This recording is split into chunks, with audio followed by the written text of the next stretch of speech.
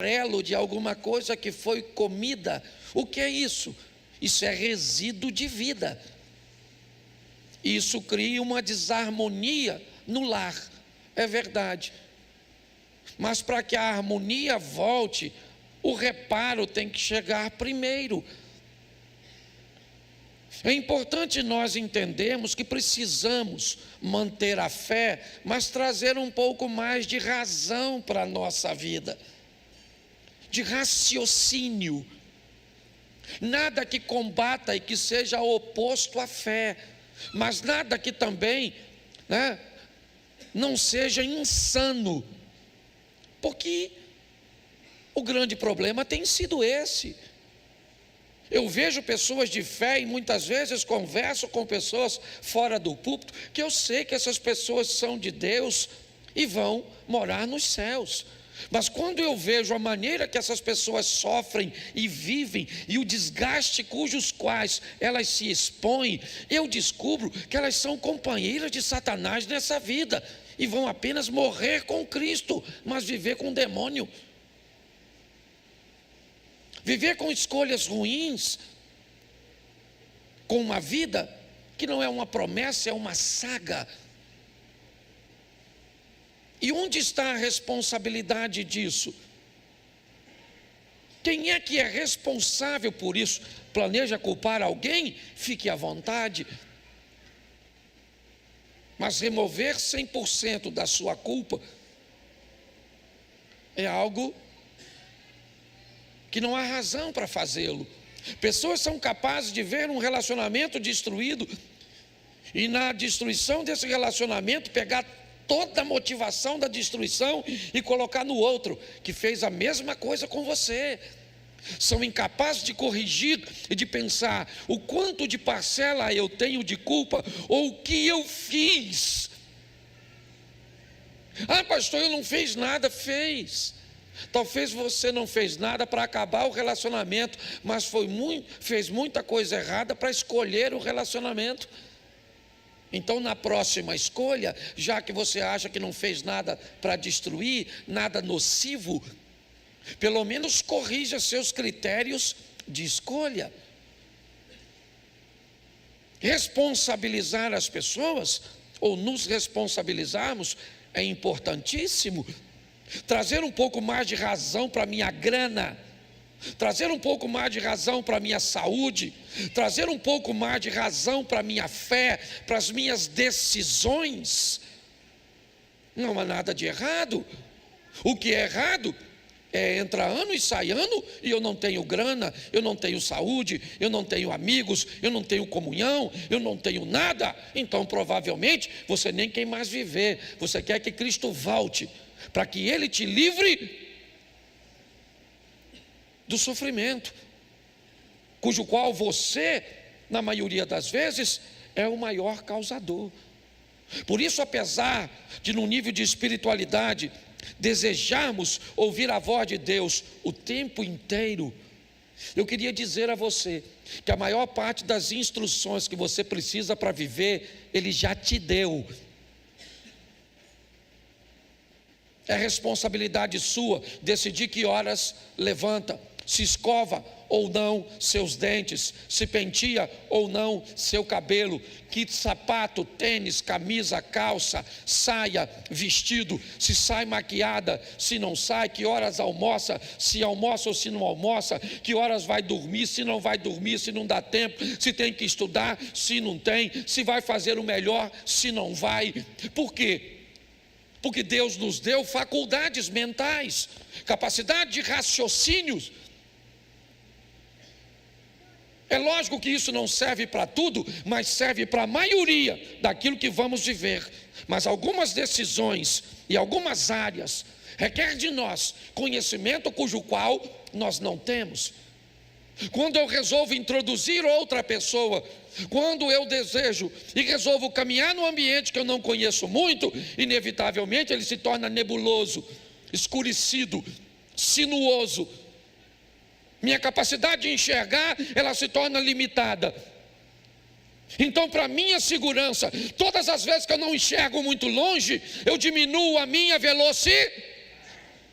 Porque talvez eu posso, ou eu não posso, impedir a colisão, mas eu posso amenizar os danos. Porque muitas vezes é isso que vamos ter que fazer, irmão. O conflito conjugal, a situação que nós vamos enfrentar, ela irá acontecer. Então eu não posso evitar a briga, mas eu posso amenizar os danos com aquilo que eu digo e como eu me comporto. Pastor, mas como é que nós fazemos isso? Entendendo que somos movidos por vozes, influências.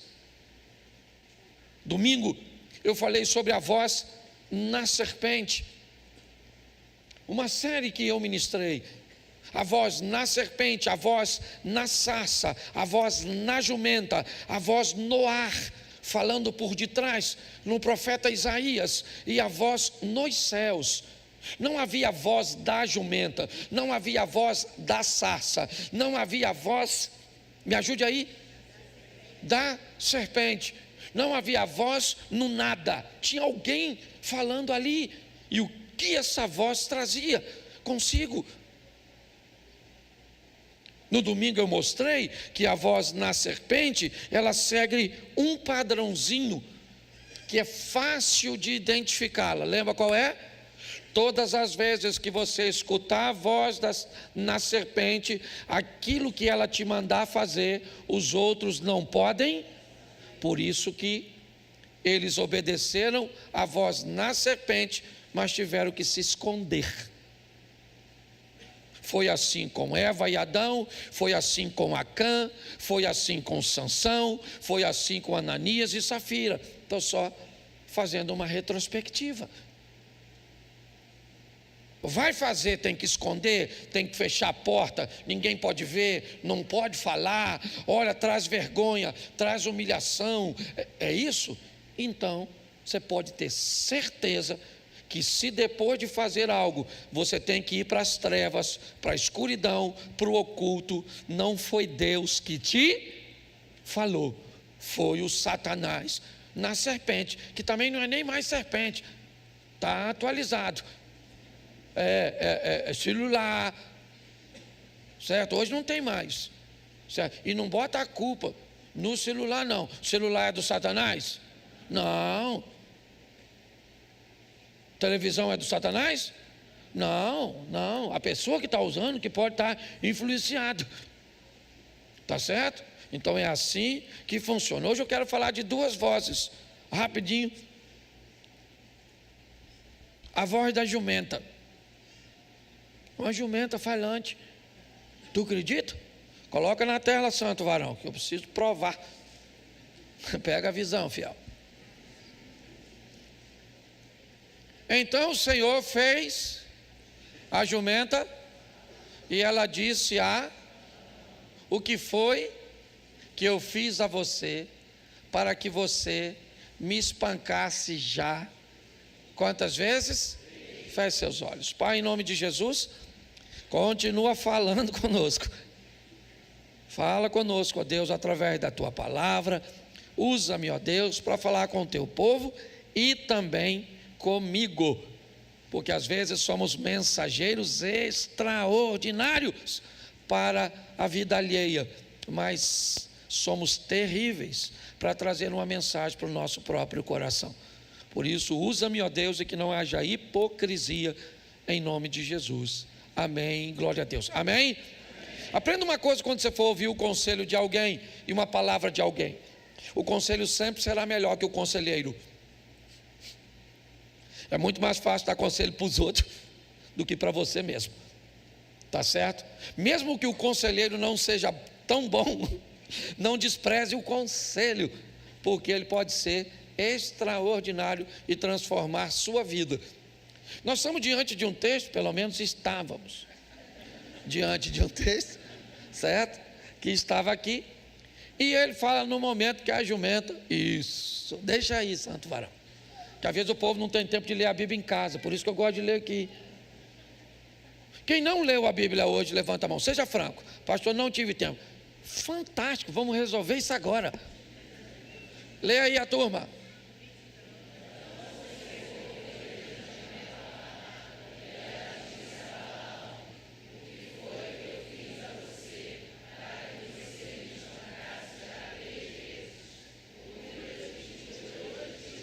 Quem já leu a Bíblia hoje, levanta a mão.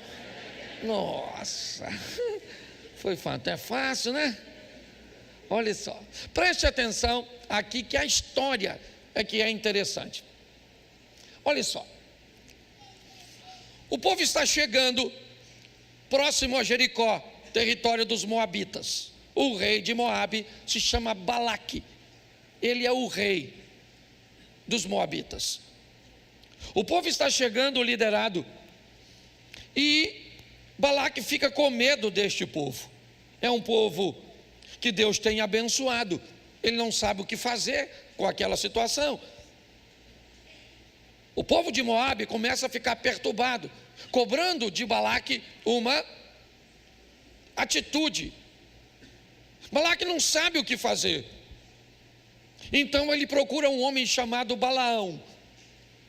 Um homem que é reconhecido por ter intimidade com Deus, por ser capaz de abençoar ou amaldiçoar. E Balaque então manda alguns de seus príncipes, conduzindo alguns presentes, obviamente, não se apresenta um profeta, né? Era um hábito deles para fazer uma solicitação sem levar um presente. E quando os mensageiros de Balaque chegam a Balaão, Balaão diz: fica comigo essa noite, porque eu vou conversar com Deus a respeito da sua petição. Qual era a petição? Vem, porque Balaque está te chamando, porque vem um povo e Balaque está com medo, e ele precisa que você amaldiçoe este povo. No amanhecer, Balaão chama os príncipes e diz o seguinte para eles: vão embora, porque eu recebi uma mensagem de Deus que eu não posso amaldiçoar esse povo, porque este povo Deus abençoa. Os mensageiros voltam para Balaque e diz a Balaque: olha, Balaão não quis vir falar contigo, certo? Ele não vai vir aqui e não vai amaldiçoar. Balaque diz: então vão melhorar a oferta. Agora vamos mandar um novo grupo de mensageiros. Eles levam agora uma proposta melhor. São homens mais honrados. Da primeira vez que foram num carro popular. Agora já chegam no importado. A proposta agora é mais expressiva. E chegam e dizem a Balaão: Balaão, Balaque nos mandou, pedindo para que você vá até lá para amaldiçoar. Sabe o que Balaão diz? Fica aqui porque eu vou falar com Deus. Bom, nós estamos com um homem de Deus chamado Balaão, que me parece que sabe poucas coisas a respeito de Deus. Deus não é homem para que minta, não é filho do homem para que se Se ele já perguntou a primeira vez, e na primeira vez Deus diz não vou fazer, não é para perguntar. Só que eu pergunto a você: por que você acha que Balaão pergunta de novo? Me ajuda. Por causa da oferta. Você está entendendo? O propósito do inimigo é sempre melhorar a oferta. Está certo? Para tirar você do caminho, ele melhora a oferta. Ele cria um ambiente onde aparentemente você vai levar mais vantagens, vai ser mais satisfatório, vai ser mais rápido. Eu não sei qual é a vantagem que ele vai criar para você. Deus falou: não vai. E eles voltam. Diz a Balaque: Balaque, ele não vem. Balaque diz: vamos melhorar isso, cara. Ele não deve estar vindo porque a oferta não é boa. Presta atenção, Satanás sempre tem uma oferta melhor. Sempre tem. Ele vai melhorando a oferta. Ele vai criando um ambiente onde ele vai construindo uma sensação em nós de que nós vamos levar uma vantagem tão grande. É assim que funciona. Na terceira vez, Balaão acaba indo. Depois você lê, porque é bem legal. Pega uma jumenta e lá vai ele montado na jumenta. Deus queria que ele fosse, sim ou não? E por que ele foi? Deus queria que ele fosse? Por que ele foi? Porque ele queria ir. Ele queria ir. Ele olhou e viu vantagens. Lá vai ele montado na jumenta. De repente, o que a jumenta vê? O anjo. O anjo está na frente da jumenta com a espadinha na mão, estilo Zorro. A jumenta, que não era otária, saiu do caminho e desviou do anjo. Menino, o Balaão ficou nervoso e sentou-lhe o cajado na jumenta. Botou a jumenta de novo. Vai, jumento. Vai passar num lugar apertadinho. O anjo estava lá, ó, com a espada. Quem é que está vendo? E o Balaão. Isso é uma humilhação. A jumenta veio e o homem não. Às vezes eu penso se a Bíblia não está comparando nós com quem não vê com jumento. Não vou falar isso para não ofender você. Mas tem pessoa na igreja que você olha e se você falar que ele parece com o jumento bota você na justiça. Olha só. A jumenta, quando viu o anjo, e Balaão, ela já apanhou uma vez, sim ou não? Então ela já sabe que o cara bate. O que ela tentou? Conciliar. Então ela jogou e desviou do anjo. A perna do Balaão que estava, né? O pé imprensou no barranco, menino. Ele desceu e sentou-lhe o porrete na jumenta. Beleza. Lá vai a jumenta. Agora vai passar num lugar que não tem espaço. O anjo já ficou no meio, que é para não ter. Quando a jumenta viu o anjo, coitado,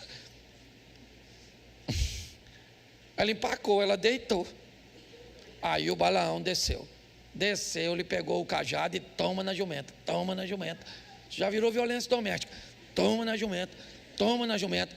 Aí a jumenta falou: o que eu fiz a você para você me espancar 3 vezes? Eu gosto de que um jumento alfabetizado, um jumento que sabe contar.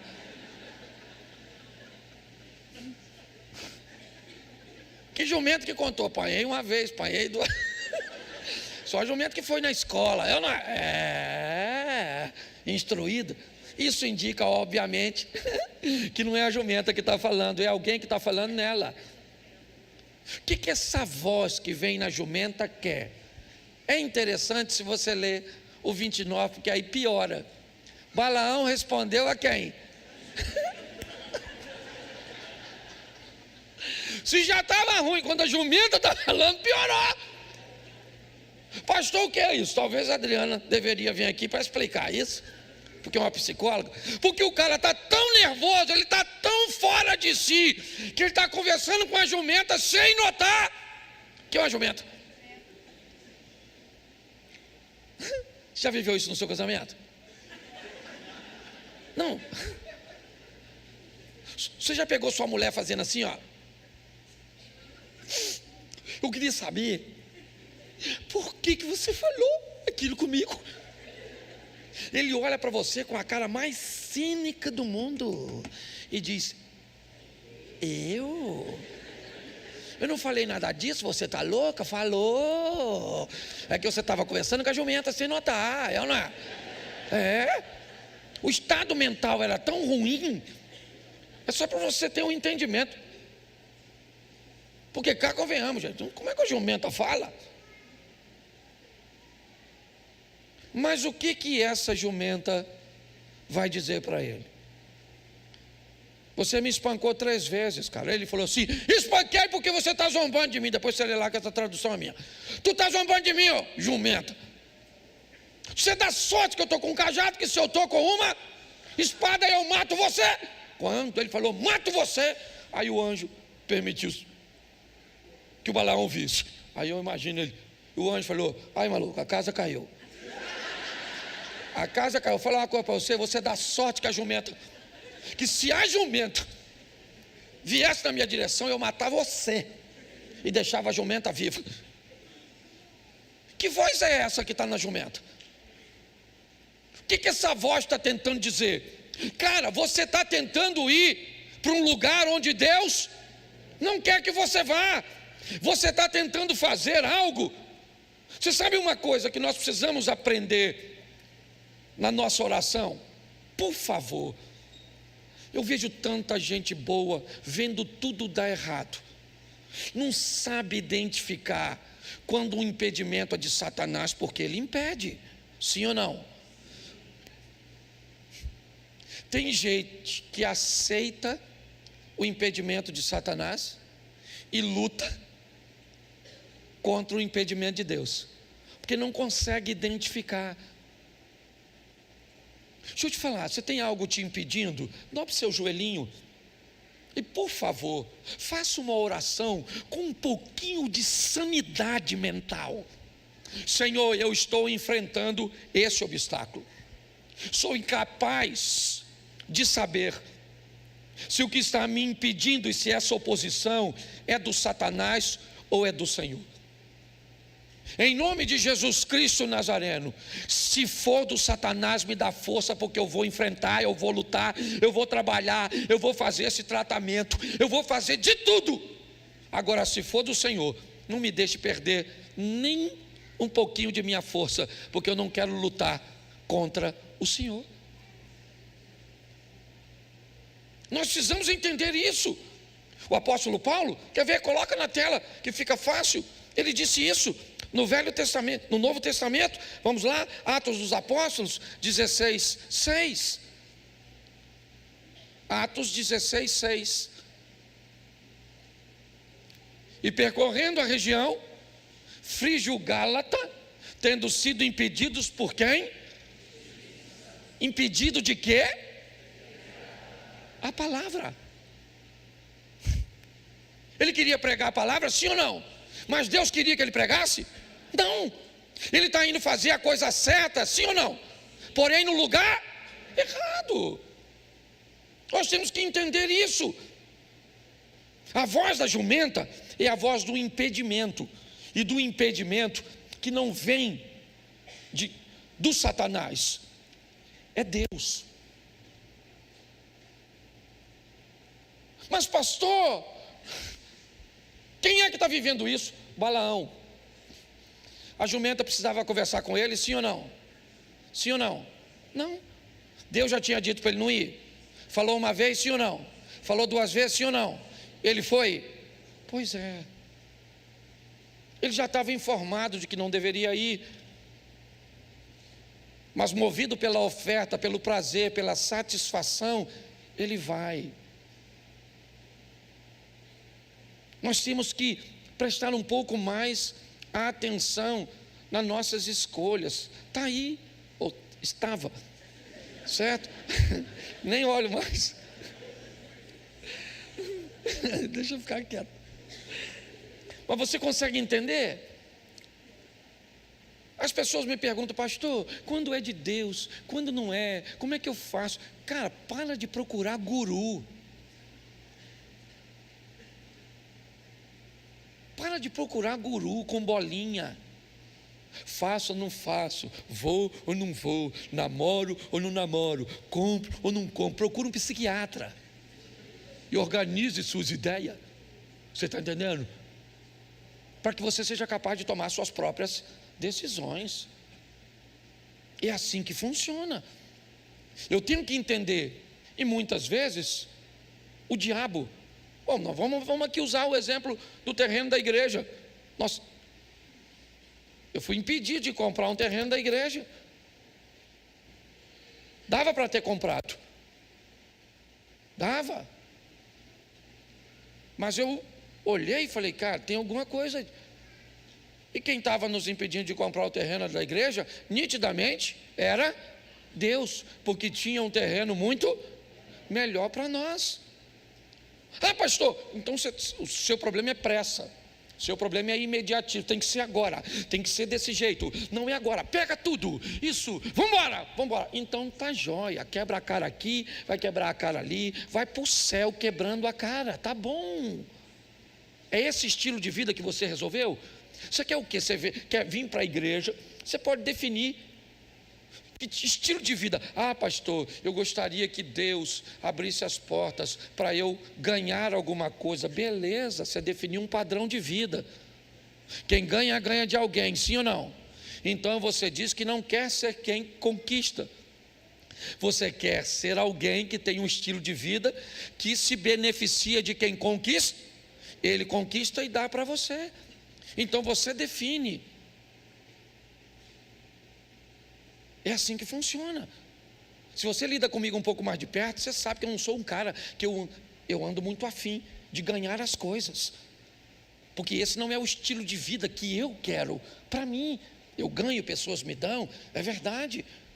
Sim, eu tenho dificuldade, eu estou com um relógio aqui, que eu tenho uma história dele. O pastor Luciano Subirá, um amigo, veio pregar na igreja, eu fiz um elogio a Luciano. Luciano, olha que relógio bonito esse seu. Ele falou, Cláudio, é um Lamborghini, eu ganhei quando fui à Itália. Eu falei, pô, cara, relógio maneiro. Beleza. Ele foi embora. Uns meses depois eu encontrei com ele. Ele pegou o relógio, tirou do pulso e falou, Cláudio, toma. Eu falei, não quero. Ele falou, toma, cara. Eu falei, não quero, cara. Eu fiz um elogio, mas eu não quero seu relógio. Eu fiquei até constrangido. Ele falou, Cláudio, toma o relógio. Eu falei, não quero, cara, me perdoa, eu não quero. E ele foi embora. Umas 2 ou 3 semanas depois ele me liga e falou, Cláudio. Eu falei, oi. Ele falou, roubaram o seu relógio. Aí eu falei, como é que é? Ele falou, fui gravar um vídeo no Rio Grande do Norte, Natal, e vieram, roubaram o relógio, câmera, roubaram o celular, roubaram tudo. Beleza, ficou eu e ele. Aí eu fui para os Estados Unidos. Cheguei lá, o cara tinha o mesmo relógio que o Subirá queria me dar. Aí eu já não elogiei. Aí um dia ele falou assim, Cláudio, toma esse relógio. Aí eu entendi que era Deus que estava querendo me dar. Mas eu prefiro comprar do que ganhar. Porque eu quero viver um estilo de vida de conquista. Você está entendendo? Não tem nada de errado, mas você pode decidir. É isso que eu quero. Pare, entendeu? Pare de querer ganhar as coisas. E desenvolva um estilo de vida onde você esteja pronto para ganhar, para vencer, para lutar. E os impedimentos que aparecerem entre você e aquilo que você quer realizar, você vai para Deus e pergunta, Senhor, me dá um entendimento. Eu preciso saber como eu estabeleço a minha oração. Eu quero lutar contra toda oposição que não seja de Deus, mas não quero mover uma palha para me defender do que Deus quer fazer na minha vida, porque a vontade de Deus é boa, perfeita e agradável.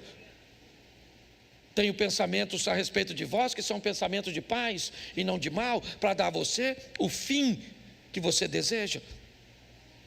Mas a próxima voz, ela não é a voz do impedimento. Mateus 3,17. Mateus 3,17. Eis que uma voz dos céus dizia o quê? Este é meu filho, em quem me agrado. Presta atenção. Jesus está passando para o Jordão, quando João Batista está batizando. Jesus para e diz a João, eu vim para ser batizado. João disse, eu é que tenho que ser batizado pelo Senhor, por uma questão de autoridade instituída aqui na terra, e ela era João. Jesus diz a João, tem que ser assim, para que se cumpra a justiça. João disse, então, vem para cá que eu te batizo. No momento em que Jesus é batizado, uma pomba começa a descer sobre ele, né? Uma imagem de uma pomba vem sobre ele, e uma voz dos céus diz, primeiro para Jesus, você é meu. Jesus era homem, sim ou não? Ele era um ser humano, sim ou não? Então a voz vem dizer para ele, você é meu filho. Segundo, vem dizer para João, este é meu, você está fazendo a coisa certa. E a multidão Um grupo que estava lá também ouve a mesma coisa. Mas está certo. Assim que acaba o batismo, Jesus vai ao deserto. E quem vai aparecer para ele? A mesma voz que estava na serpente. Não mais numa serpente. Agora uma voz aparece para ele, ou vai conversar com ele no deserto. E a voz diz a ele o quê? O que ela diz? Se tu és o filho de... Bom, a voz que veio do céu no momento do batismo, disse o que para Jesus? Você é meu? A voz que está no deserto, ela diz o que a Jesus? Se. A primeira voz afirma ou não? Este é meu? A segunda voz questiona. Se você é o filho de Deus, como se eu sou? Como? Eu sou, eu sei que eu sou. Não, então prova. Ele diz, eu não preciso provar. Eu sei quem eu sou. A voz dos céus é a voz da identidade. É a voz que diz para mim que eu não sei o que você pensa a meu respeito. Eu sou filho de Deus. Sabe o que dizia de Jesus? É um charlatão. Sabe o que dizia dele? Tem demônio. Sabe o que dizia dele? É glutão. Sim ou não? Pouquíssimas vezes você vai ver Jesus chamando Deus de Deus. Todas as vezes, ou a maior parte, ele usa a sua identidade. Pai, bem sei que sempre me ouves. Quando vai ressuscitar Lázaro. Oração, como é que ela é? Pai nosso, meu, é o que ele está dizendo, nosso. Meu pai trabalha até agora e eu trabalho sempre, definindo a sua identidade. Por quê? Porque eu posso viver como filho de Deus ou como filho do diabo, porque o diabo também tem filho. A minha identidade é registrada no que eu faço.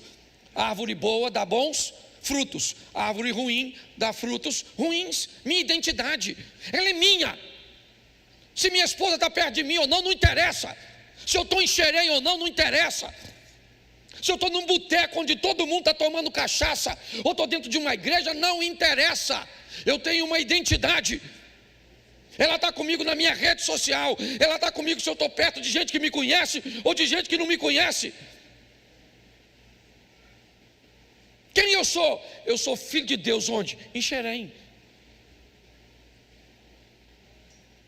Eu sou filho de Deus em qualquer ambiente, porque é a minha identidade. As pessoas vão dizer que eu sou palhaço, que eu sou rico, que eu sou aproveitador. E elas vão dizer tudo. E não tem problema, porque elas não sabem quem eu. Mas tem gente que acha que eu sou um astro. Tem gente que acha que eu sou famoso. Tem gente que pensa tanta coisa a meu respeito. Umas pensam coisas boas e outros pensam coisas. Mas eu sei quem eu sou. Então você quer dar uma de coitadinha? Dê. Por favor, só não diga que é filho de Deus. Porque quando você resolve ser um coitado, você não está reconhecendo quem é seu pai. Você pode fazer besteira, sim ou não? Sim ou não? O filho pródigo também. Mas lá no meio da besteira ele diz: na casa do meu pai. Você está com câncer, mas tem pai. Você está enfrentando uma crise no casamento, mas tem pai. Você está desempregado, mas tem pai. Seu marido não está te tratando bem, mas você tem pai. Pode não ter aqui nessa terra, porque às vezes é um dublê de pai. Mas pode dobrar seu joelho e falar com teu pai que está no céu. Você está entendendo? Você só precisa saber quem você é. O que é? Você quer ser um dublê de homem? É isso? É isso? Porque o máximo que você vai conseguir é ser um dublê de homem ou um dublê de mulher. Porque se você nasceu fêmea, você nunca vai ser um macho. Você pode ser no máximo um dublê de macho, um dublê de fêmea. Não tem problema nenhum. Você merece todo o respeito. Quando você tem o direito de se ver com seus olhos, mas as pessoas vão te ver com os olhos delas e não com o seu, e você tem que respeitar isso.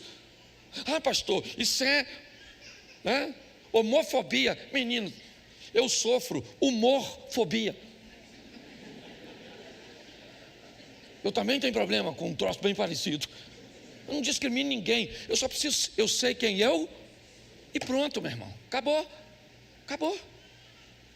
É a voz da identidade. O povo de Deus precisa saber quem é. Aí não tem identidade, não tem. Ele não sabe quem é, não sabe qual é o nível da sua vida, sabe? Ele casou, mas quer viver no nível de solteiro. Ele é pai ou mãe, mas quer viver como se não fosse. Nós precisamos melhorar nossa conduta. Por quê? Não é por causa do céu não, gente. Não é por causa do céu. Pastor, o senhor é louco falar isso. Não é.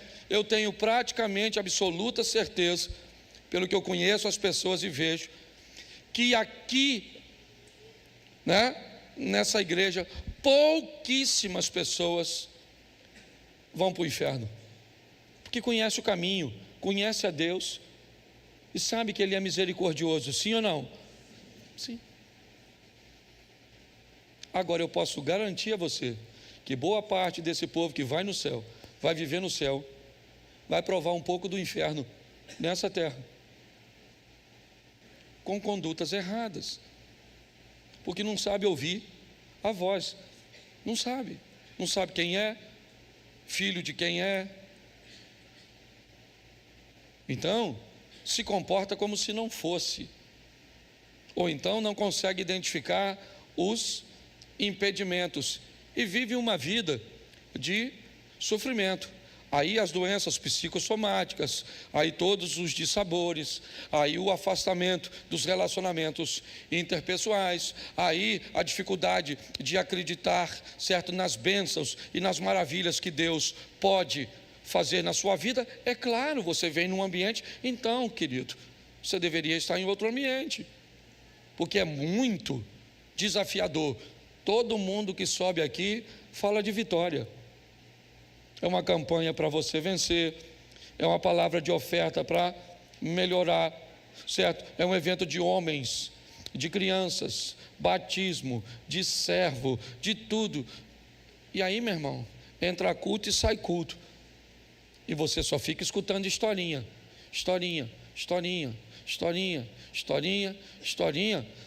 É só uma questão de tempo até você achar que o que nós estamos oferecendo para você é uma farsa. Que história é essa? Vocês falam o tempo inteiro que a vida muda e a minha não muda. Que as coisas acontecem e na minha não acontece. Pare e pense. Essa é uma grande verdade. Você está aqui colocando seu tempo, colocando seu recurso financeiro, colocando seu louvor, você está colocando seu nome junto conosco. E essa é a grande verdade. Então está na hora das coisas mudarem. Eu levei tempo para mudar isso. Não foi da noite para o dia não, tá? Porque eu vivi num contexto de extrema escassez, era um contexto ministerial, extrema escassez. Hoje, nós vivemos num sistema aqui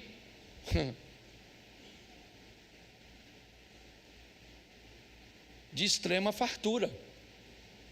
Eu estava discutindo isso hoje com Osias, nós estávamos sentados conversando, estávamos ali observando o que gastamos hoje de lanche, de ajuda com combustível, de ajuda disso, de oferta para aquilo e de oferta para aquilo outro, e aí você olha e diz, será que vale a pena você investir tanto dinheiro? Mas a pergunta é, para que Deus tem enviado isso para nós? Será que é para retermos?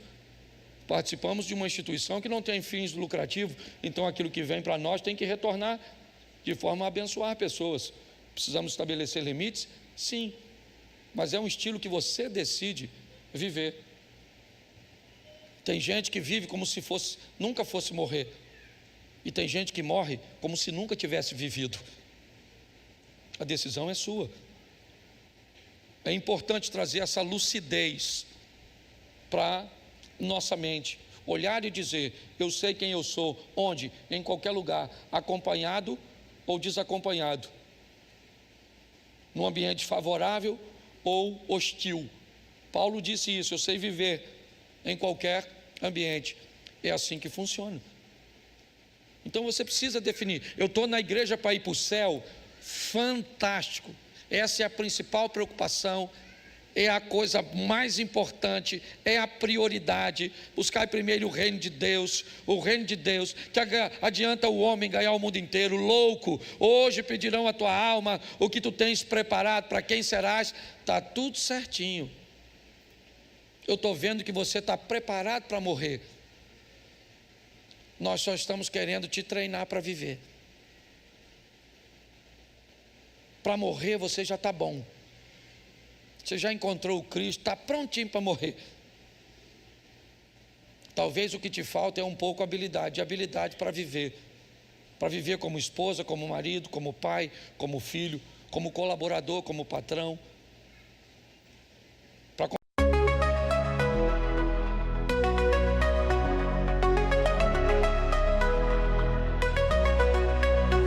In the haze of neon dreams, I wander through the night, lost in a sea of stars where your whispers take flight. Electrified emotions, they dance around my heart, in this digital garden where we never have to part. Shadows blend with colors as the beat sets me free. Every note a memory, every rhythm you and me. Echoes of you in synth waves, feel you near in the pulsing haze. It's such a world where we collide. You lost the rhythm in my mind. With the glow of city lights, our shadows intertwine in this kaleidoscope of love where the past and future align. With every step I take, I feel your presence strong, and this digital symphony where our hearts belong. Shadows blend with colors as the beat sets me free. Every note a memory, every rhythm you and me. Echoes of you in synth waves, feel you near in the pulsing haze. It's such a world where we collide. You lost the rhythm in my mind.